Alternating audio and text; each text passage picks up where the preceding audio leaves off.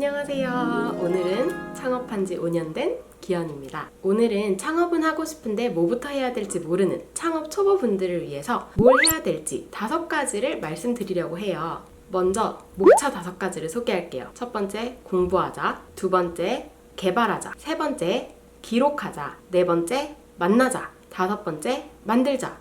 조금 덧붙이고 시작을 하면요. 창업에 관심은 있는데 뭘 해야 될지 감을 아예 못 잡으시는 분들이 상당히 많아요. 저는 그 이유가 창업에 대한 오해에서 비롯된다고 생각하는데요. 보통 사람들이 말하는 창업은 무서운 거, 돈이 많이 드는 거, 하면 망하는 거, 대단하고 특별한 사람만 할 수 있는 거라는 인식이 많아요. 물론 큰 사업들, 투자받아서 하는 사업들은 그게 사실이기도 하지만 보통 평범한 우리가 바라는 것은 스티브 잡스나 저커버그 같은 성공은 아니지 않나요?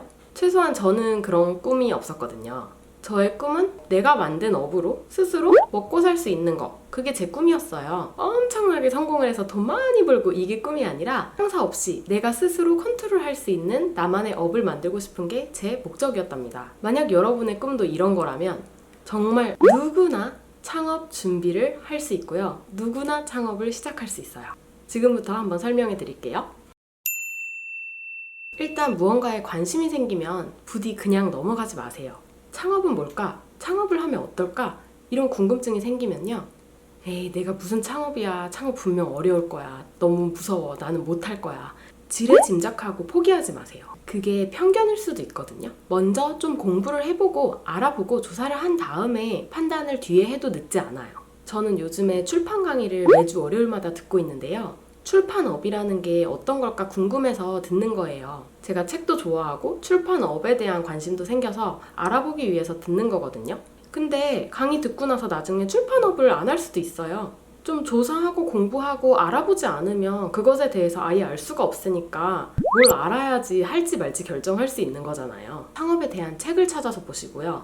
강의도 들어보시고요. 이런 영상들도 보고 있으시니까 잘하고 계신 거고요. 공부라는 게 꼭 하기 싫고 어렵고 그런 게 아니거든요. 우리는 수능 공부에 익숙해져 있다 보니까 공부는 무조건 어렵고 지겹고 그런 거라는 생각이 있어요. 근데 관심이 있으면 거기에 관련된 뭐 책도 찾아보고 뭔가 강의도 들으면서 이렇게 조금씩 관심을 가지면서 배워나갈 수 있는 가벼운 방법들이 있거든요. 처음에 창업을 하기로 결심한 다음에 도서관을 진짜 많이 갔고요. 도서관에서 그냥 집히는 대로 내가 읽고 싶은 책, 근데 창업에 관련된 책들을 읽었어요.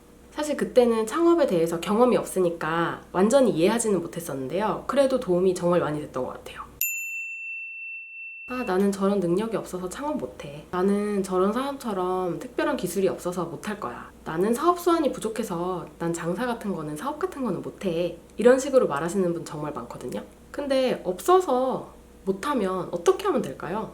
없으면 개발을 하면 돼요. 없으면 만들면 돼요. 처음부터 기술이 있고 재능이 있이 태어난 사람은 정말 드물거든요. 그런데 우리한테 그런 능력이 없다고, 기술이 없다고 지금 멈춰버리면 10년 뒤, 20년 뒤에는 진짜 더 노답이에요. 생각을 한번 바꿔보세요. 내가 어떤 능력을 키울까? 내가 지금 능력이 없는데 어떤 기술을 키울까? 그리고 그 기술을, 능력을 사업에 어떻게 연결을 시킬까? 네일 아트를 새로 배워서 친구들한테 해주고 뭐 돈을 받을까? 아니면 비누 만드는 능력을, 기술을 배워서 비누를 스토어팜에 올려서 팔아볼까? 저 처음에 어땠는지 아시는 분들은 아시죠? 저는 문과였고요. 정말 기술이라는 거 없었고요. 저는 손재주 있는 분들이 되게 부러운데요. 근데 저는 그런 쪽을 잘 하지는 못하고 전 그래서 창업을 한 다음에 영어 회화 능력을 더 많이 키웠고 포토샵 학원 가서 포토샵 배웠고요. 그리고 블로그랑 유튜브 운영하는 능력도 계속 키우면서 컨텐츠를 계속 만들고 있고요. 지난 5년 넘는 시간 동안 제 능력을 키우려고 진짜 많이 노력한 것 같아요.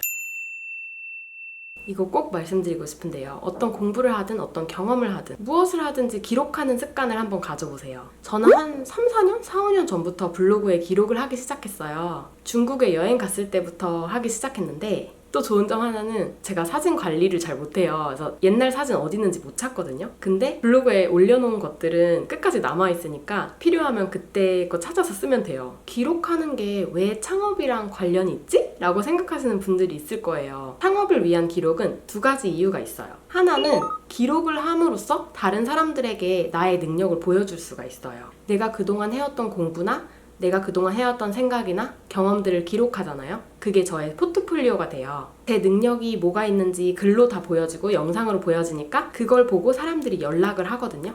제가 한 3년 정도 전에 블로그에 대한 글을 쭉 쓴 적이 있어요. 근데 그걸 보고 출판사에서 연락이 와서 제가 처음으로 책을 쓰게 된 게 그것 때문이거든요. 제가 만약에 블로그에 창업에 대한 글을 하나도 안 썼으면 그런 일이 일어났을까요? 이것뿐만이 아니라 이런 예시가 정말 많아요. 제가 예전에 디지털 노마드에 대해서 글을 쭉 썼었거든요. 그걸 보고 TV에서 연락이 와서 제가 TV에 출연한 적도 있어요. 그 MBC 시사 매거진이라는 데에서 디지털 노마드에 관련해서 한 3분 정도 TV에 출연했거든요. 사업을 위해서 기록을 해야 되는 또 하나의 이유는 뭘까요? 그냥 나를 위한 기록이 아니라 컨텐츠를 만드는 거예요. 나를 위한 기록은 일기 같은 거고, 컨텐츠를 만드는 건 다른 사람들을 위한 기록이거든요. 만약에 내가 일본 여행에 가서 그냥 밥을 먹고 일본 여행 잘 갔다 왔다 좋았다 이렇게 남겼으면 일기예요.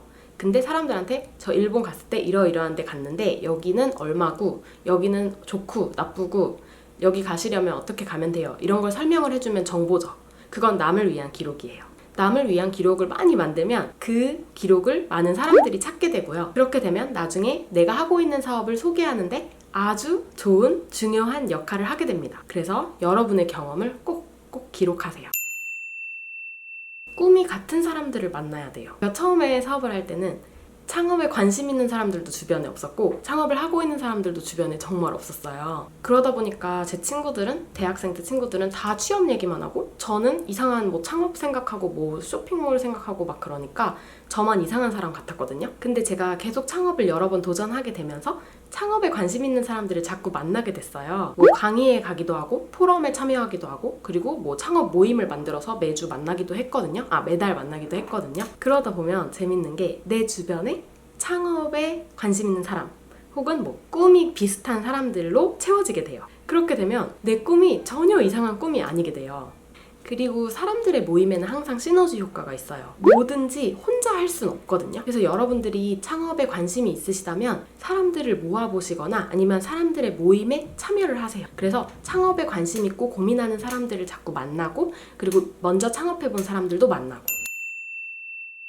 창업을 하기 위해서 가장 중요한 거, 내가 무언가를 만들어야 된다는 거거든요. 창의성도 길러지거든요. 저는 원래 제가 창의적이라고 생각한 적이 정말 없는데 사업을 하면서 계속 제가 새로운 아이디어를 생각해내고 있는 거예요. 그리고 컨텐츠를 만들 때도 이러한 컨텐츠를 만들어 볼까? 이런 아이디어를 해볼까? 자꾸 생각이 나요. 근데 그게 그냥 나는 게 아니라 고민을 많이 했으니까 생각이 나는 거거든요. 그래서 여러분이 무엇을 만들 수 있을지 한번 고민을 해보세요. 나는 뭘 만들 수 있을까? 물건을 만들어도 돼요. 뭐 비누, 디퓨저, 뭐 향수, 뭐 핸드폰 케이스 이런 물건이어도 너무 좋고요. 아니면 서비스를 만들어도 돼요. 영어를 가르쳐주는 서비스, 운동을 꾸준히 할 수 있게 도와주는 서비스, 같이 취미생활을 할 수 있는 모임이라든지 그런 서비스. 근데 그냥 만드는 게 중요한 게 아니라 그 만든 무언가가 다른 사람들한테 도움이 돼야 되겠죠? 처음에 내가 잘 못 만들어서 내가 만든 무언가가 너무 허접하면요, 돈을 안 받아도 돼요. 일단 만드는 게 중요하고요. 내가 만든 무언가가 정말 사람들에게 도움이 되는지를 보면 돼요. 보통 저는 물건을 잘 못 만들어서 서비스를 위주로 만들었는데요.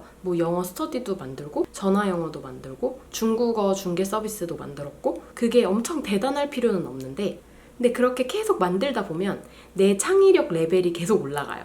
오늘 저의 조언이 도움이 되셨나요? 창업은 누구나 당장 시작할 수는 없지만 창업을 준비하는 건 누구나 지금부터 바로 시작할 수가 있어요. 회사를 다니면서도 창업 준비할 수 있고요.